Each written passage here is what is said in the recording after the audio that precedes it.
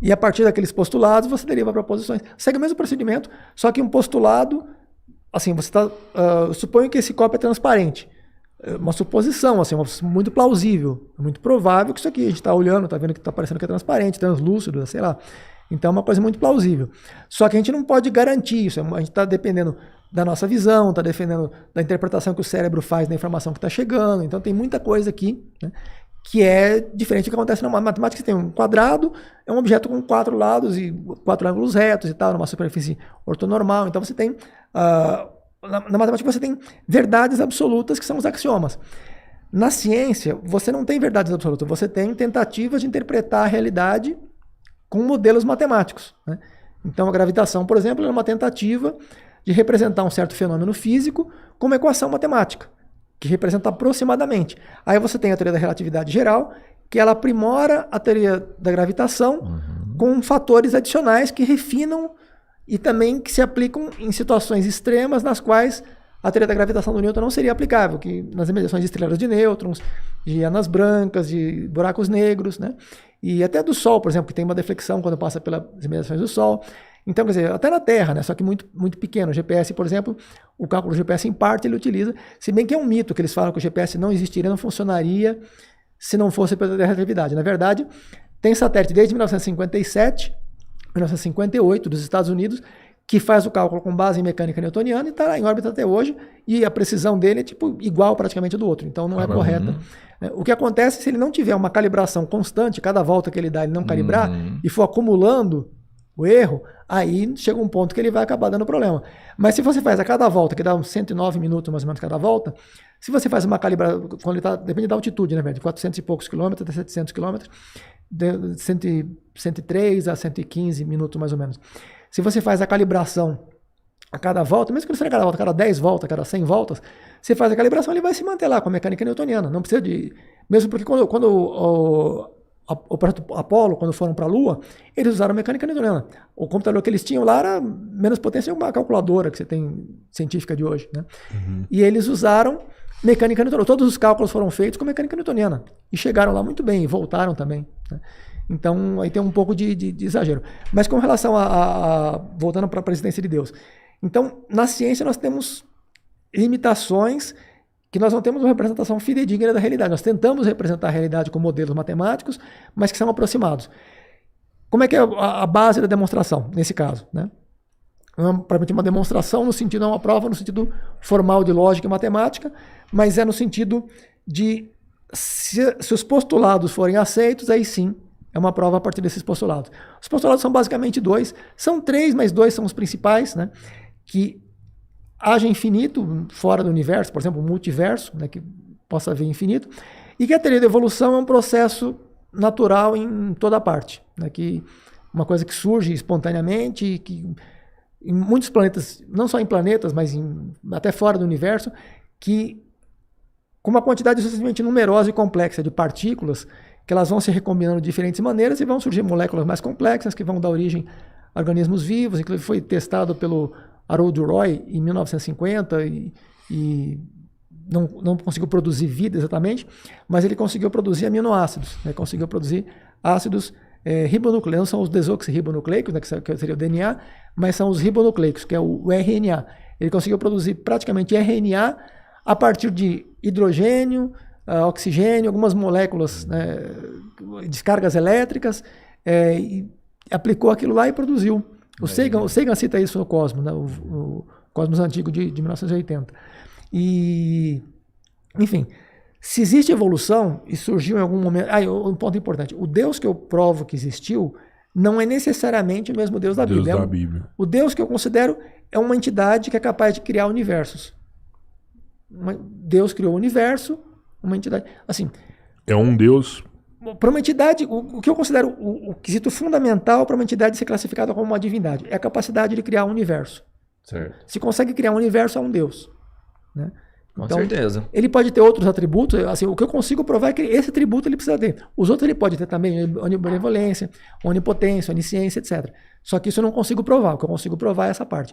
Aí, bom, nós temos a teoria da evolução. Se ela existe como um processo natural em praticamente todo, não só dentro do universo, mas fora do nosso universo, no multiverso, no modo geral, e que existe infinito, né? Que você possa ter no multiverso uma infinidade de outros universos, de outras estruturas semelhantes ou não ao nosso universo, mas que tenham também leis físicas e que tenham ambientes nos quais possam surgir diferentes tipos de vida. E infinito tem que ser no tempo e no espaço, tem que ter um histórico infinito também de tempo antes da nossa existência.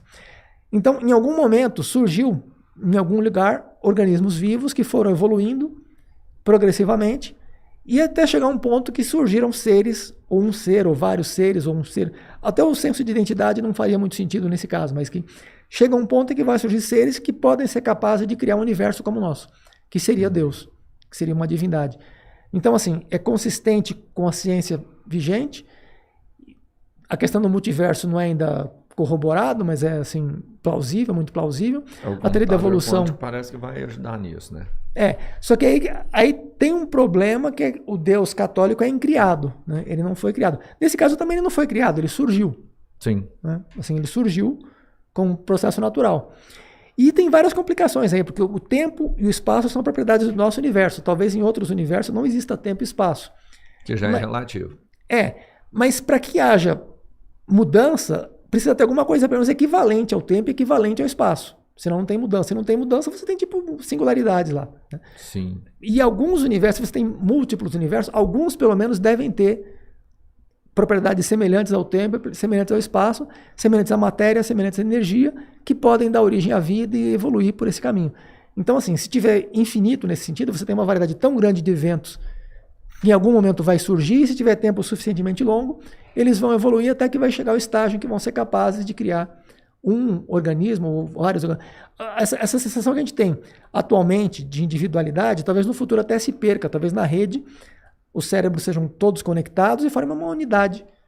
A humanidade seja um indivíduo, em vez das pessoas serem indivíduos. Não sei se vai acontecer isso, né? Mas é possível que aconteça. Então, assim, o senso de individualidade, talvez quando eu falo um organismo seria Deus, talvez vários organismos juntos. Em muitos trechos da Bíblia eles falam tipo em legiões, só que falam legiões geralmente em outro sentido. Mas falam, Deus não aparece. Em alguns idiomas, acho que em aramaico, Deus é plural. Né? Deus tem um significado, eu não tenho certeza do que eu estou falando. Então, assim, essa ideia de singularidade, Deus como um indivíduo, não é necessariamente correta. Mas, assim, o que eu quero dizer é que pode, muito provavelmente, né, se houver infinito e se a evolução for um processo natural, se essas condições forem atendidas, muito provavelmente, né, em algum momento vai surgir uma divindade que vai ter essa característica, a propriedade de conseguir criar universos como o nosso. Nós, por exemplo, daqui a mais alguns milênios, provavelmente vamos conseguir construir um planeta como a Terra. Não sei se como a Terra exatamente, mas com IAs, com a evolução das IAs, porque a evolução com as IAs fica muito mais rápida. Né? Então, talvez, nós já temos condições de, talvez, começar um processo de terraformação de Marte. Né? Talvez em mais 500 anos, 1000 anos, já daria para adaptar Marte para receber vida da Terra. Até algum tempo atrás, eles estimavam em 100 mil anos o tempo necessário para terraformar Marte.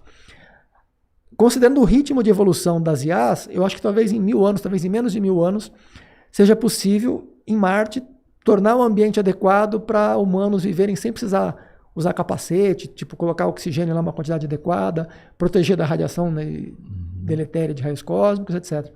Então, assim, eu acho que eu vejo divindade nesse sentido, né? Então...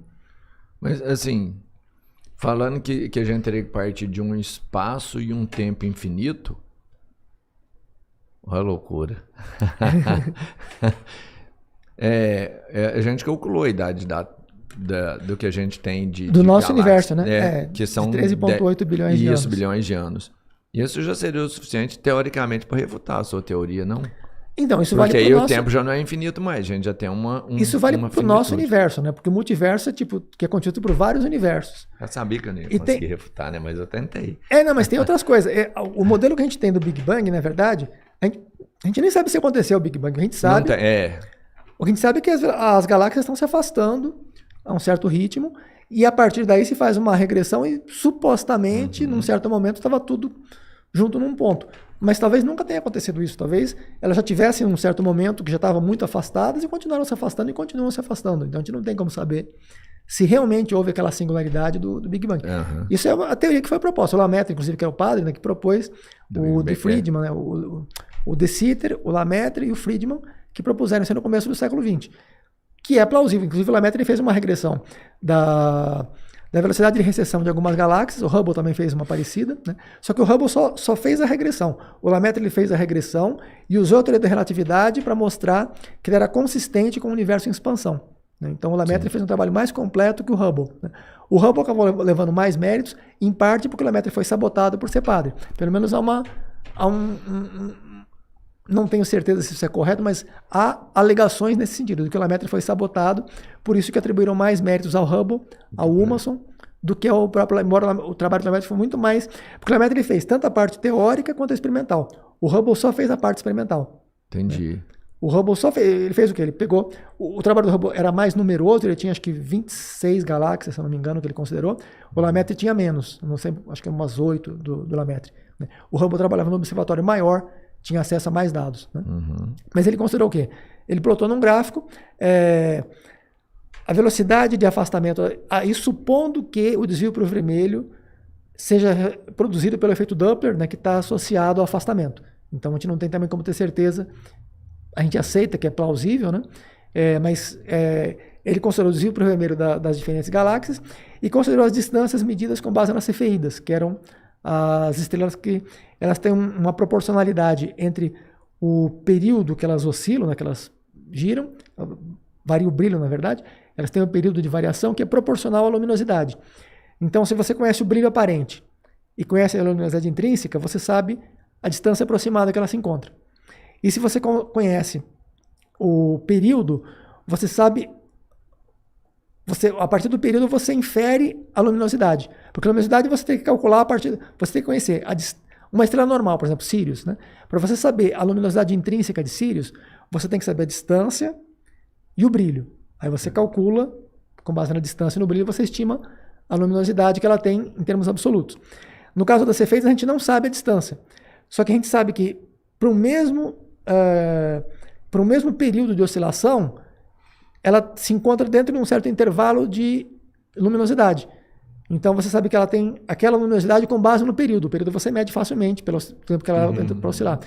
E o brilho você mede com fotômetro, com diferentes instrumentos que são adequados para medir o brilho. E aí você calcula, você faz o processo inverso do Sirius e você calcula a distância a partir da luminosidade e do brilho. Então o Hubble sabia as distâncias. Ele calculou de Andrômeda em 1929, se não me engano, né? E depois de outras também. A de Andrômeda acho que é 1929, a primeira cefeida que ele identificou.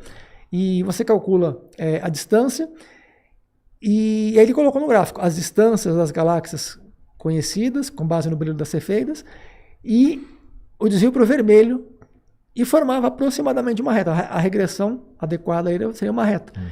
E a partir dessa reta ele inferiu que provavelmente as mais distantes estavam se afastando a velocidades maiores, e à medida que foram descobertas novas galáxias, foi confirmado que realmente as que estavam mais distantes estavam se afastando mais rapidamente, em média, né? Porque elas têm um movimento próprio. Por exemplo, a Andrômeda está se aproximando, ela tem um desvio para o azul, Andrômeda, né? Que é uma exceção, mas quase todas têm desvio para o vermelho. Que elas têm um movimento, meio que aleatoriamente, como se fossem partículas num gás, né? Estão se movendo aleatoriamente. Além desse movimento aleatório, tem a expansão do universo que está empurrando todas juntas, né? Então elas têm um movimento próprio, porque se elas estão muito próximas, como a Andrômeda, o movimento próprio dela é maior do que o afastamento pela expansão. As que estão mais afastadas, quanto mais afastadas elas estiverem, menor vai ser a relevância do movimento próprio em comparação à expansão. Por isso que a expansão acaba prevalecendo e no fim das contas nós temos esse efeito. Na época do Hubble ele considerou galáxias, Andrômeda, ele calculou incorretamente a Andrômeda como sendo 700 mil anos-luz. Hoje nós sabemos que está mais ou menos 2.560.000 anos-luz, né? Mas mesmo com 700 mil, o importante era que ele tinha os pontos no gráfico tinham uma certa correlação positiva, né? Indicava que quanto maior a distância. E as mais afastadas estavam cerca de 660 milhões. Quer dizer, era muito pequeno em relação ao universo conhecido, né? O universo tem 92 bilhões de anos-luz, porque tem o efeito da expansão além a luz que a gente está observando hoje, ela já foi emitida muito tempo antes, né, quando a gente estava na posição anterior. Então, o que chamam de velocidade própria e velocidade... não me recordo o termo. Uma velocidade própria, outra velocidade... Não lembro. Mas tem duas velocidades. Uma delas é baseada na expansão do universo, outra baseada no movimento que ele tem dentro da expansão do universo, né? Mas isso tudo é tudo medido na velocidade da luz. Todas as Geralmente em relação à padrão velocidade é da a luz no vácuo. velocidade da luz, sempre. Velocidade da luz no vácuo. Por exemplo, a velocidade da luz no diamante é 125 mil km por segundo, mais ou menos. Então, no ar, o índice de refração é 1,00029, mais ou menos. Depende do comprimento de onda da luz, né? Aí ela vai ter uma velocidade um pouco menor no ar. Inclusive tem... na USP mesmo tem umas piscinas de radiação Cherenkov.